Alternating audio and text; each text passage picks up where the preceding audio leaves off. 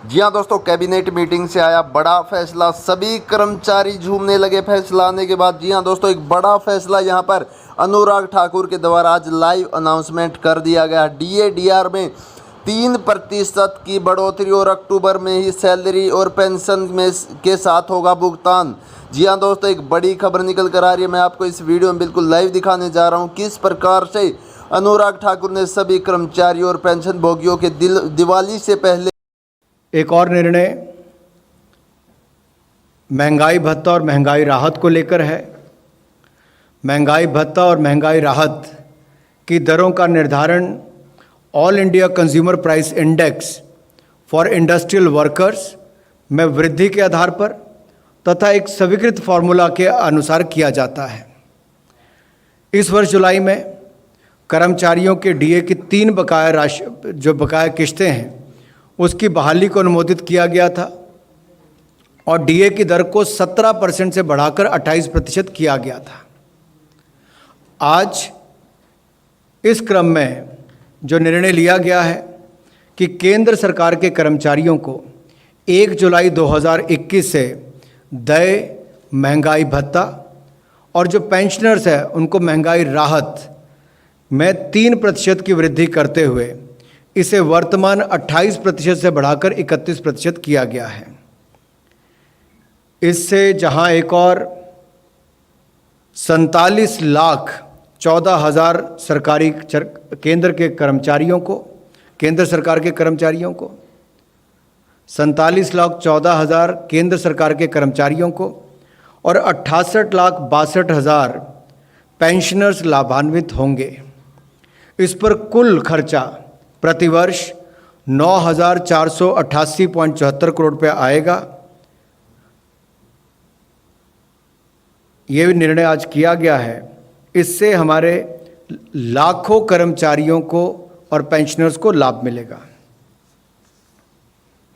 धन्यवाद। Thank you, sir. We will now take questions based on cabinet briefing only. Number 58. Sir, cabinet में इस 2 फैसले के अलावा क्या वैक्सीनेशन 100 करोड़ की संख्या पार करने के मुद्दे पर भी कोई चर्चा हुई?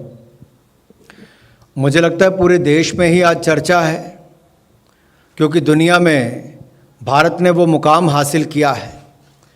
देखिए, बड़े बड़े देश, विकसित देशों में भी जिस तरह से वैक्सीनेशन को लेकर ड्राइव शुरू की गई, लेकिन भारत जिस मुकाम पर पहुंचा है, 100 करोड़ नंबर अपने आप में बहुत कुछ कहता है कि चाहे बर्फीले पहाड़ों को पार करके जाकर, नदियों को पार करके, दुर्गम क्षेत्रों में, पिछड़े क्षेत्रों में जाकर जिस तरह से वैक्सीनेशन ड्राइव को हमारे डॉक्टर्स ने, लैब टेक्नीशियंस ने, नर्सिस ने, पैरामेडिकल स्टाफ ने और इससे मुहिम से जुड़े हुए लोगों ने जन जन तक पहुंचाने का काम किया है, वो अपने आप में एक बहुत बड़ी उपलब्धि है।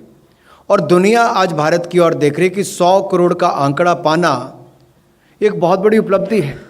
पिछले साल शायद इस समय के दौरान कोई सोच भी ना रहा हो कि क्या होगा, लेकिन चंद महीनों के अंदर 100 करोड़ का आंकड़ा पाना अपने आप में बहुत कुछ कहता है। और जो लोग कल तक ताली और थाली पर मजाक उड़ाते थे उनके सामने भी आया है। जो लोग कल तक भारत की वैक्सीन के ऊपर प्रश्न खड़ा करते थे उनके लिए भी जवाब है कि हिंदुस्तान की जनता ने अपने वैज्ञानिकों पर, मेक इन इंडिया पर विश्वास भी किया और वैक्सीन ने भारत के करोड़ों लोगों की जान बचाने का काम भी किया है। 106. Sir, can you just repeat, like, from when will the DNS allowance be effective and what is the annual cost on the government for this increase?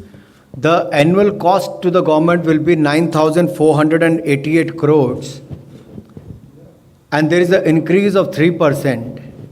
And if you look at the last increase, that was increased from 17 to 28%. Now it has further increased by 3% from 28% to 31%. And from 1st of July 2021, it will be implemented. It will be implemented and 47.14 lakh government employees and 68.62 lakh pensioners will benefit out of this. 154.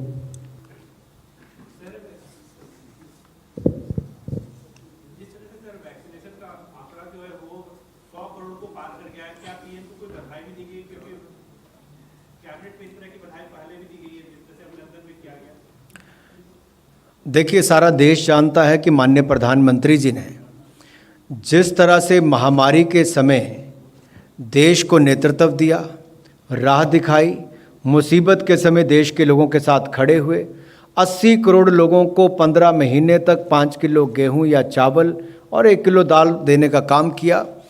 Moratorium period बैंकों के माध्यम से दिया। Emergency credit line guarantee scheme के माध्यम से 3 लाख करोड़ रुपए का इनिशियल स्टेज पर बैंकों के माध्यम से कम ब्याज दर पर पैसा भी दिलाया और TCS TDS में कटौती भी की। बहुत सारे ऐसे कदम उठाए जो आपदा के समय एक एक कदम बड़ा राहत भरा देश के लोगों के लिए था। लेकिन वैक्सीनेशन उसमें एक ऐसा बड़ा कदम है जिसने सही मायने में आम आदमी को बहुत बड़ी राहत दी है। किसी व्यक्ति को अपनी जेब से कोई पैसा नहीं खर्च करना पड़ा। पूरे देश के 18 वर्ष से ज़्यादा की उम्र वाले लोगों के लिए, हर राज्य देश के हर कोने के लिए वैक्सीनेशन उपलब्ध भी करवा कर दी गई और ये एक बड़ी उपलब्धि है। आप में से मित्रों ने बार बार पूछा क्या प्रधानमंत्री जी को बधाई भी दी गई। मुझे लगता है केवल कैबिनेट के साथियों और सहयोगियों की तरफ से ही नहीं, आज पूरा देश कहीं ना कहीं माननीय प्रधानमंत्री जी का धन्यवाद भी करता है, उनको बधाई भी देता है। और ये लोगों की भावनाएं हैं। सबसे बड़ी बात तो है कि लोगों ने आगे बढ़कर वैक्सीनेशन करवाई और फ्रंट लाइन वर्कर्स ने जाकर वैक्सीनेशन की। ये दो बहुत बड़ी बातें हैं और ये तब हुआ जब विश्वास लोगों का मोदी जी पर है और उनके कार्यक्रमों पर है, उनकी नीतियों पर है। 32. हेलो अनुराग जी, जहाँ जहाँ जिन जिन देशों ने 75% से ज़्यादा वैक्सीनेशन कर लिया है वहाँ पर मास्क की अनिवार्यता को स्वैच्छिक में चेंज किया गया है क्योंकि हर्ड इम्यूनिटी आ जाती है। क्या भारत में भी कुछ ऐसा कदम उठाया जाएगा, क्योंकि अभी भी सड़कों पर लोगों का हरासमेंट इसी हो रहा है? देखिए, कोविड के टाइम पर जैसे जैसे समय बीता गया निर्णय अलग अलग लिए गए और कहीं ना कहीं जो कोविड प्रोटोकॉल है उसने एक बहुत बड़ी भूमिका निभाई है। चाहे वो 2 गज की दूरी थी, मास्क पहनना जरूरी था या हाथों को निरंतर साफ करना जरूरी था, इन सब ने एक बहुत बड़ी भूमिका इनिशियल स्टेज पर निभाई। उसके साथ साथ जिस तरह से लोगों को बार बार मेडिकल एक्सपर्ट्स ने गाइड किया वो लागू किए गए, राज्यों ने भी उसको लागू किया। और जब ये समय लगेगा देश में कि अब मास्क पहनने की ज़रूरत नहीं है, तब मुझे लगता है एक्सपर्ट्स आपको कहेंगे, लेकिन जब तक नहीं कहते आप भी मास्क पहन के रखिए और बाकी भी पहन के रखें। आपने उतरवाया। Thank you, friends. If there are no further questions, you. we'll close the press conference now. Thank you very much. Thank you, sir.